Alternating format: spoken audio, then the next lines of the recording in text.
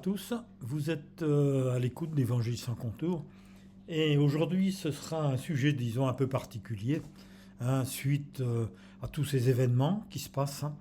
Euh, il y a déjà beaucoup de personnes, beaucoup de prophètes, d'hommes de Dieu qui ont écrit, qui disent certaines choses. Ça pullule un petit peu partout sur les réseaux sociaux.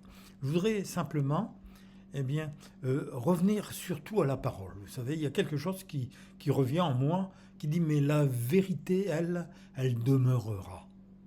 Ça, c'est le premier point. Et en même temps, avec tout ce qui se passe, on peut dire, mais qui va entendre le son de la trompette de Dieu? C'est vrai que ces derniers jours nous ont fait vivre peut-être un temps prophétique. La guerre dans le Moyen-Orient doit impacter toutes les églises aussi de Jésus-Christ à se réveiller. Tous ceux qui appartiennent à Christ doivent se réveiller, c'est important. Entendre la trompette. Mais au vu des éclairages de la parole de Dieu, et selon les événements qui vont se poursuivre d'ailleurs, nous avons vraiment besoin de laisser cette vie que nous avons avec le Saint-Esprit s'épanouir et d'être sensible à la voix de son esprit. Jérémie, chapitre 23, versets 18-19, nous disait « Qui donc a assisté au conseil de l'Éternel pour voir, pour écouter sa parole? Qui a prêté l'oreille à sa parole et qui l'a entendu ?» Il dira même, Jérémie, « Voici la tempête de l'Éternel, la fureur éclate, l'orage se précipite et il fond sur la tête des méchants. » C'est vrai que tous ces événements font aussi trembler parce qu'on pense pas seulement à nos vies, mais à nos familles, à nos enfants, nos petits-enfants, à notre pays. Mais nous devons toujours revenir à ce que nous dit la parole de Dieu pour que la paix et le calme soient dans notre cœur. Nous ne pouvons pas et nous ne devons pas oublier que Dieu a déployé sur la terre pour nous sauver il y a plus de 10 000 ans. C'est-à-dire que par amour pour sa créature, siècle après siècle, Dieu a choisi des hommes conduits par son esprit. Il y a toujours eu des guerres, il y a toujours eu des choses terribles qui se sont passées. Mais Dieu a toujours prévu, conduit des hommes par son esprit pour annoncer la venue de ce germe divin qui va grandir dans notre cœur. Et ce germe, il est glorieux, c'est Jésus-Christ, qui devait venir nous sauver. Et comment bien de ce monde où l'esprit du mal règne, le péché qui a amené la mort éternelle. Déjà même dans Zacharie chapitre 6 verset 12, il est écrit « Écoute ce que déclare le Seigneur des armées. Le Seigneur des armées célestes. Voici un homme dont le nom est Germe, Jésus. Et sous ses pas, tout germera. Il bâtira le temple de l'Éternel. » Et cela nous ramène toujours à cette parole qui nous fortifie. Dans 1 Corinthiens chapitre 3, versets 16 et 17, il est dit « Mais ne savez-vous pas que vous êtes le temple de Dieu et que l'Esprit de Dieu habite en vous ?» Voyez-vous, germer. L'Esprit de Dieu qui habite en nous. Et si quelqu'un détruit son temple, Dieu le détruira, car son temple est saint et vous êtes ce temple. Il y a la protection de Dieu sur notre vie, sur nos familles, sur tout ce qui nous entoure. Ne l'oublions pas. Et Zacharie dira encore, chapitre 6, verset 13, « C'est lui, c'est-à-dire Jésus, qui bâtira le temple de l'Éternel. Il sera revêtu de majesté royale et il siégera sur son trône pour gouverner. Il sera aussi prêtre sur son trône. Il y aura une pleine harmonie entre les deux fonctions, prêtre et roi. Alléluia. Voyez-vous, allez, on lève les yeux là-haut. Qu'est-ce que ça nous fait du bien? Et on fait taire tous ces bruits de terre, on fait taire un peu tout ce charabia qui arrive à nos oreilles, toute cette pression que les médias mettent, toutes ces informations 24 heures sur 24. Écoutez, c'est important de rester dans cette communion avec Jésus. Parce que depuis quelque temps, même dans plusieurs églises où on prêche Jésus-Christ, il y en a certaines qui tombent vraiment dans l'apostasie. Pourquoi ? Parce qu'ils considèrent les événements actuels en Israël à leur façon humaine. Nous avons besoin de nous élever, de dire si bien Dieu a tout le contrôle, il a tout entre ses mains. Lisez la Bible, relisez un peu les passages où Dieu a donné ses promesses à Abraham, à Moïse, à David, enfin, tout cela est écrit. Et nous avons, même dans les visions de Daniel. Ce temps est-il venu où nous allons vers une période du jugement de Dieu pour le monde? C'est vrai, ce temps est venu, je crois. Mais la parole de Dieu nous dit même que bien, dans ce monde méchant qui est en train d'émerger, je dirais un jour, bien, un homme méchant cherchera à changer les temps. Oui, les temps et la loi. L'Antichrist. Mais la parole de Dieu nous dit, mais la vérité demeurera. Daniel, chapitre 7, verset 19. Daniel voulut être fixé avec certitude au sujet de la quatrième bête qui était si différente de toutes les autres. Et cette bête très effrayante, qui avait des dents de fer et des griffes d'airain, et qui dévorait, déchiquetait, piétinait ce qui restait de ses victimes. Et nous voyons là le signe de ce gouvernement mondial qui est en train d'arriver, ce qui n'est jamais arrivé auparavant, le monde entier. Et Daniel, chapitre 7, toujours pareil, 23-27, c'est l'ange qui lui parle. Il lui dit, voilà, le quatrième animal, c'est le quatrième royaume qui existera sur la terre, différent de tous les royaumes, et qui dévorera toute la terre, la foulera et la brisera. C'est terrible. Les 10 cornes, ce sont 10 rois, 10 nations autour d'Israël qui s'élèveront de ce royaume. Et il dit, il prononcera des paroles contre le Très-Haut, là il parle de l'Antichrist, celui que nous allons voir bientôt, et il opprimera les saints du Très-Haut, et il espérera changer les temps et la loi. Et les saints seront livrés entre ses mains même pendant un temps, des temps et la moitié d'un temps. Donc nous savons que cette tribulation qui arrive, nous en verrons aussi le début. Eh bien, tout cela va arriver. Et après, il dit, puis viendra le jugement. Et on lui ôtera sa domination, l'Antichrist, qui sera détruite et anéanti pour jamais. Le règne, la domination et la grandeur de tous les royaumes, entendez-vous bien, qui sont sous les cieux, seront donnés au peuple du Saint Très-Haut, et son règne est un règne éternel. Et tous les dominateurs le serviront et lui obéiront. Et bien sûr, il est parlé de Jésus-Christ. C'est pour ça que Paul disait dans 2 Thessaloniciens, au chapitre 2, versets 1 à 4, voyez-vous, ça aussi c'est formidable comme parole. Pour ce qui concerne l'avènement de notre Seigneur, Jésus-Christ, et notre réunion avec lui, un jour nous serons pour toujours avec lui, nous vous prions, frères, déjà à cette époque-là, il disait de ne pas vous laisser facilement ébranler dans votre bon sens, et de ne pas vous laisser troubler, soit par quelque inspiration, ou par quelques paroles. Beaucoup de prophètes actuellement, des vrais, mais aussi des faux. Que personne ne vous séduise d'aucune manière, car il faut que l'apostasie soit arrivée auparavant. C'est vrai que nous sommes en plein dans l'apostasie. Et qu'on ait vu paraître l'homme du péché, le fils de la perdition, l'adversaire qui s'élève au-dessus de tout ce qu'on appelle Dieu et de tout ce qu'on adore, jusqu'à s'asseoir un jour dans le temple de Dieu, se proclamant lui-même Dieu. C'est vrai qu'un jour, cela arrivera. Ce n'est pas encore le moment. Et c'est vrai qu'il y avait aussi ce rêve de Daniel, qu'il a eu, vous savez, cette statue brisée, la colosse au pied d'argile. Et Dieu a révélé à Daniel le songe du roi Nebuchadnezzar. À l'époque, c'était ça, sur l'empire de Perse. Daniel, chapitre 2, versets 42 à 45. Mais comme les orteils des pieds étaient en partie de fer et en partie d'argile, ce royaume sera en partie fort et en partie fragile. Que tu aies vu le fer mêlé de terre cuite, cela signifie que les hommes chercheront à s'unir par des alliances, comme ça se fait actuellement. Mais ils ne tiendront pas ensemble, pas plus que le fer ne se lie à l'argile. Et voyez-vous, là il s'agit maintenant de Jésus-Christ. À l'époque de ces rois-là, le Dieu des cieux suscitera un royaume qui ne sera jamais détruit. C'est-à-dire après toutes ces tribulations, Jésus va revenir et dont la souveraineté ne passera pas à un autre peuple. Dieu pulvérisera tous ces royaumes-là, et mettra un terme à leur existence, mais lui-même subsistera éternellement. C'est ce que représente la pierre que tu as vue se détacher de la montagne, sans l'intervention d'aucune main humaine pour venir pulvériser le fer, le bronze, l'argile, l'argent et l'or. Le grand Dieu a révélé au roi ce qui arrivera dans l'avenir.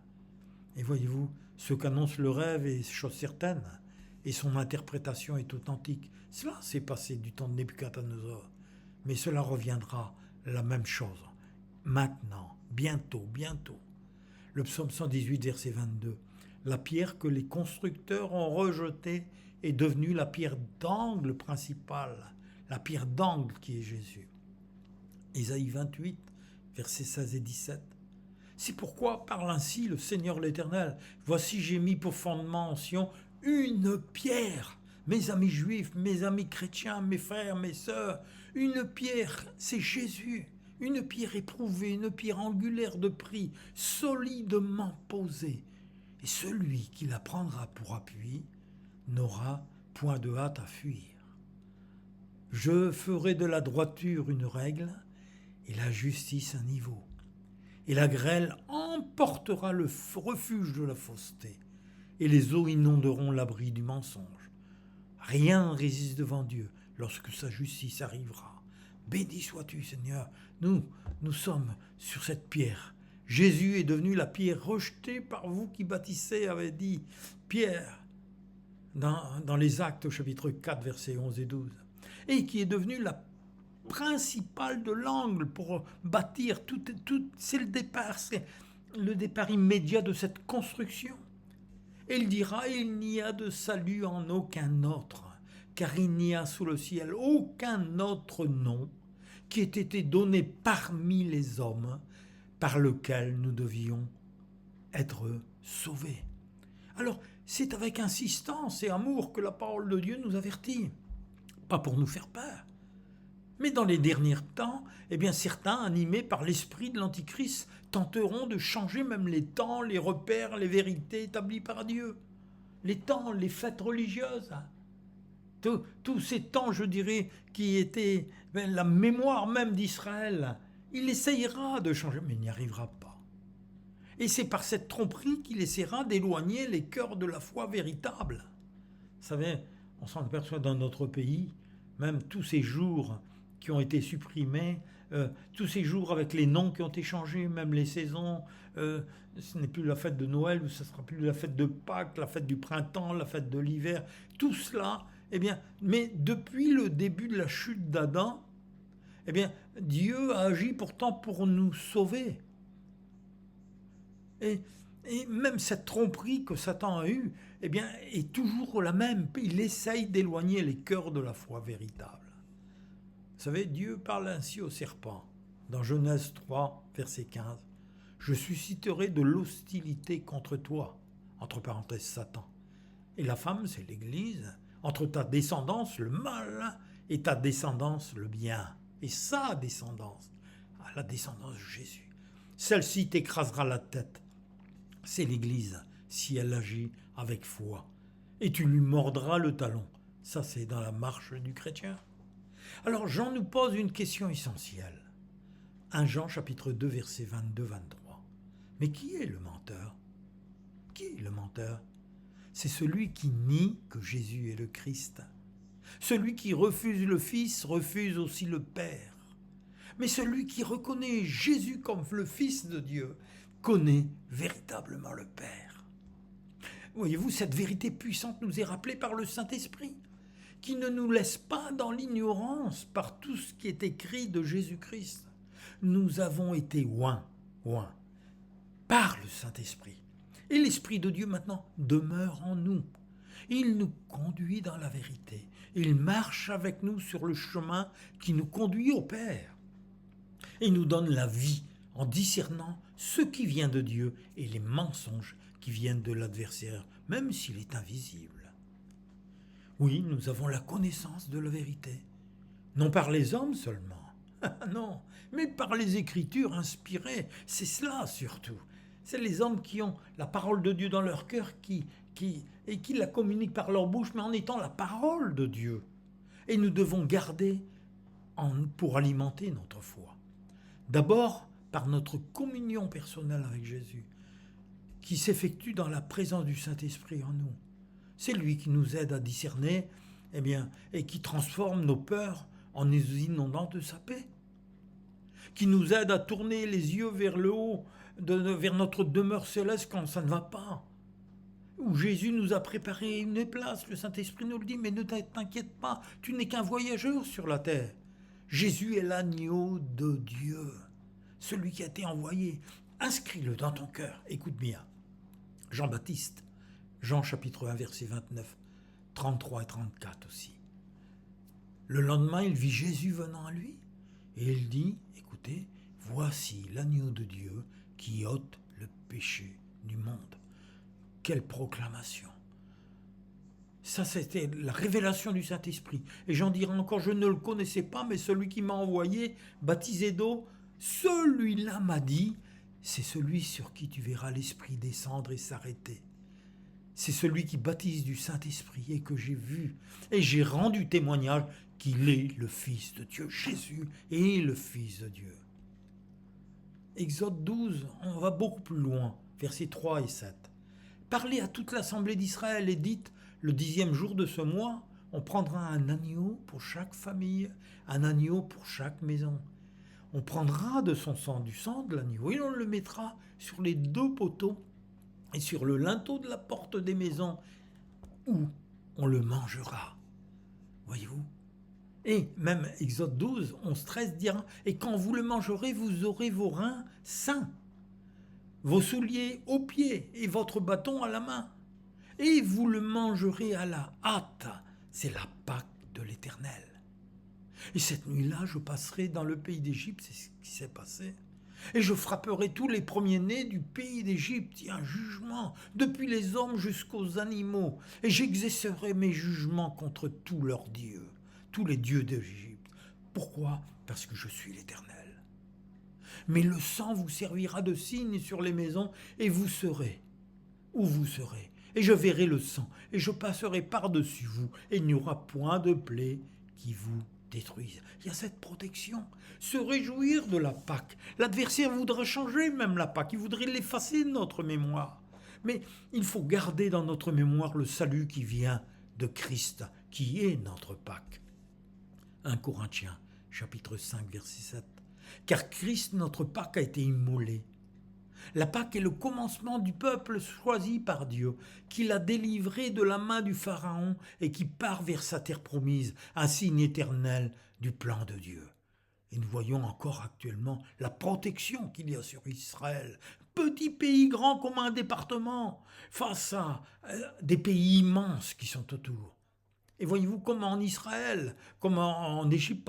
Israël a dû offrir un agneau sans défaut, le manger en étant prêt pour le départ et marquer de son sang les montants et le linteau de leur maison. Pourquoi? Parce que lorsque Dieu voyait le sang, le jugement passait par-dessus eux. L'esprit de l'Antéchrist essaye d'effacer de notre mémoire, en essayant d'annihiler ce fait réel, vécu. Pourquoi? Pour rester son esclave. Le Saint-Esprit nous rappelle sans cesse la délivrance par le sacrifice parfait de Jésus-Christ sur la croix. Écoutez bien, Dieu a déclaré « Le sang sera pour vous un signe, et je verrai le sang et je passerai par-dessus vous. Vous célébrerez ce jour comme une loi perpétuelle. » Même s'il essaye de l'effacer, non, c'est une loi perpétuelle. Il essaiera, mais il n'y arrivera pas. 1 Jean, chapitre 1, verset 7.